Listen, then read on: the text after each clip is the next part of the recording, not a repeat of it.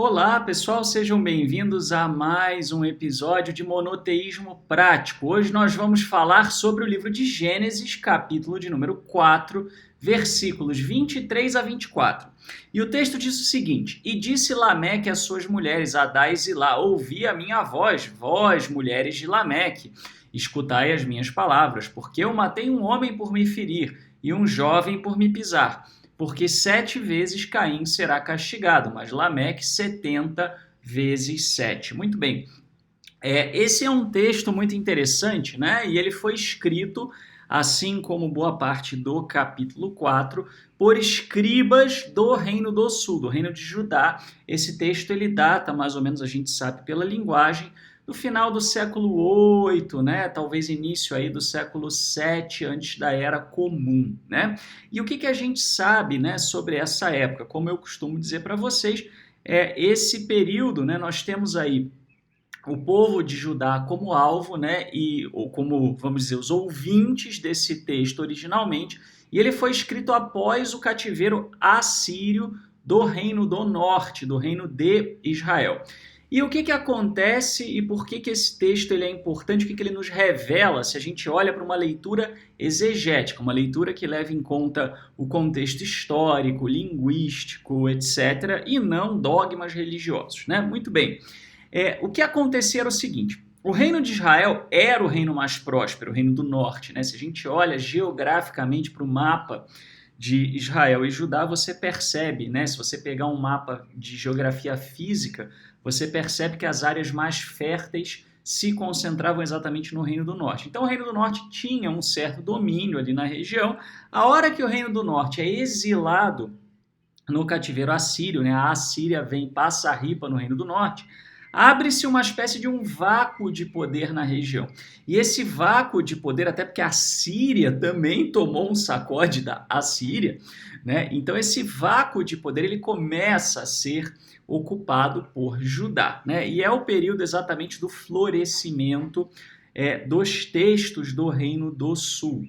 E aí você tem justamente uma produção literária num período de maior prosperidade, né, do Reino de Judá. Porém, né, à medida em que as coisas vão avançando, o que acaba acontecendo, como em vários lugares onde você tem um crescimento, né, e um desenvolvimento muito grande, você começa a ter uma elite que vai se corrompendo, né, e essa elite ela vai começar a agir cada vez mais fora da moralidade, né, e Judá, que havia feito uma grande reforma religiosa também, né, que estava aí focado no desenvolvimento a plenos vapores aí do culto ao eterno, de repente se vê, né, com uma degradação moral. E esse tema da degradação moral, né, geração após geração aí dos reis, dos governantes, ele começa a se tornar um tema importante na Bíblia hebraica, né? E aí a gente pode perceber exatamente que boa parte desses textos que falam disso são textos do Reino do Sul desse período, né? Você também tinha os escribas do Reino do Norte, do Reino do Sul, perdão, observando o fenômeno que aconteceu no Reino do Norte, né? Também uma degradação, né? Uma coisa gradual, etc. Esse não é o único vídeo que nós vamos fazer sobre esse tema, né? Maldição familiar, mas nós vamos falar outras vezes sobre outros versículos, né? Mas o que acaba acontecendo, né, é que muito daquilo que as pessoas entendem como maldição familiar, isso é uma leitura século XXI, né? Uma leitura muito recente de textos que, na verdade, tinham a ver com uma outra coisa, né? Que era exatamente a degradação moral que culmina num castigo muito pesado, né? Então a ideia, se você pegar, por exemplo, uma criança que vai aprontando, vai aprontando, vai aprontando, e o pai vai alertando, vai alertando, vai alertando, né? E de repente chega um momento que o pai fala, ó, já deu, e dá uma bronca muito grande, ou dá um castigo mais severo para aquela criança. Se a gente pensar na criança, né, como uma população e não uma pessoa, né, e a gente vê esses atos de desobediência como sendo atos geracionais, fica fácil a gente entender a que isso se referia, né? Então se referia exatamente a isso. Olha, vai vir aí uma calamidade, vai vir alguma coisa terrível, porque geração após geração essa sociedade está se mostrando falida, está se mostrando uma sociedade onde a moral degringola, né? Muito bem, e aqui nós estamos falando, né, de, como eu falei, geração após geração das coisas acontecendo. Isso não era uma percepção individual, né? Muita gente hoje em dia fala, as coisas estão sempre piorando. E é um pouco uma percepção pessoal, né? Não é tanto uma percepção social, né? Mas aqui estamos falando de uma percepção social mesmo, tá?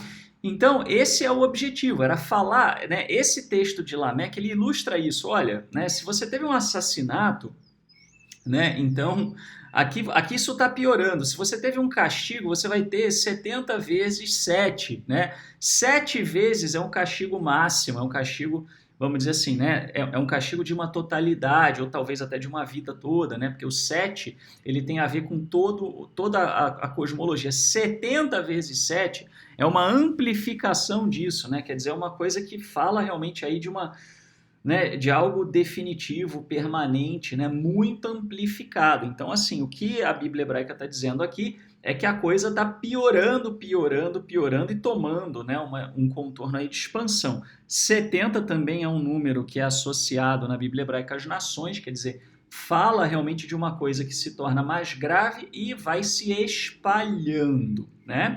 Muito bem, e que lições nós podemos tirar de prática para isso, né? Muito bem, a primeira delas é o que muita gente chama de maldição familiar.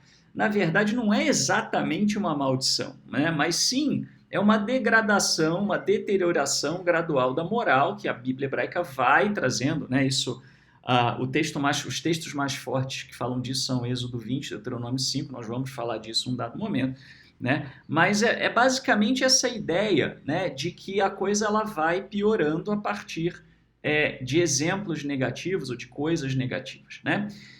E você tem, então, essa ideia, né, de que padrões familiares ou mesmo sociais podem gerar um agravamento de condições. Muito do que as pessoas veem como maldição familiar, na verdade, são famílias que repetem padrões. E esses padrões não são quebrados, esses padrões, muitas vezes, eles passam de geração em geração, né? Os filhos repetem o padrão do pai, né? A família vai repetindo geração após geração aquela conduta, aquele comportamento, aquele padrão, né? E muitas vezes isso se agrava.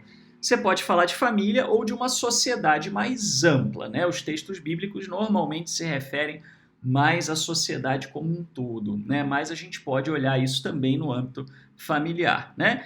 E o que é importante para a gente, né? É importante entender o seguinte: muitas pessoas perdem essa luta, né, contra aquilo que eles acham que é uma maldição familiar, etc., porque estão muito preocupados em encontrar culpados, né? Assim, quem é o culpado? É a minha mãe? É o meu pai? Sou eu? Né? É o meu marido? É um demônio? Né? Assim, é uma maldição exterior? E não em quebrar o padrão, e não identificar qual é o padrão, né? Como é que esse padrão se perpetua e como é que eu saio desse padrão, né? E em muitos casos, inclusive, né, um trabalho psicológico ele pode ajudar, né? Quando a pessoa não percebe o padrão ou por que as coisas se repetem ou não percebe como é que ela perpetua um padrão, né? Isso pode acontecer também. Isso não vale só, pessoal, para pecado, né? A gente pode falar de pecado? Pode, mas não estamos falando, né, do mal, de fazer o mal, mas não estamos falando só disso, né?